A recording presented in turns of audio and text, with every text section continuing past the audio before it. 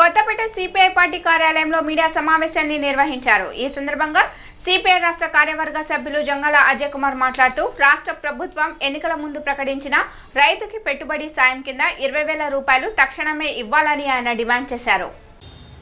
రాష్ట్రంలో రైతాంగం పెట్టుబడులు పెట్టేటటువంటి పంటలకి విత్తనాలు జల్లుకునేటటువంటి సమయంలో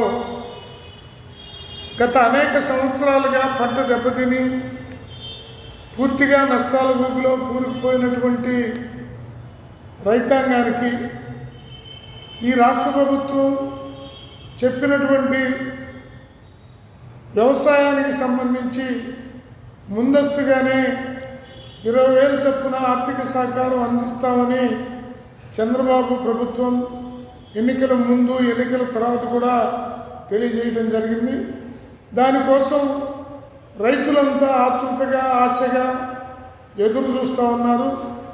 ఇప్పుడు పెట్టుబడి పెడతానికి కనుక ప్రభుత్వం వైపు నుంచి సహాయం అందకపోతే అనేక మంది కౌలు రైతులు చిన్న సన్నకారు రైతులంతా తీవ్రమైనటువంటి అసౌకర్యానికి గురయ్యేటటువంటి ప్రమాదం ఉంది। కాబట్టి తక్షణమే రాష్ట్ర ప్రభుత్వం 20,000 ముందస్తు పెట్టుబడి కింద రైతులకు ఇవ్వాలని డిమాండ్ చేస్తూ ఉన్నాం।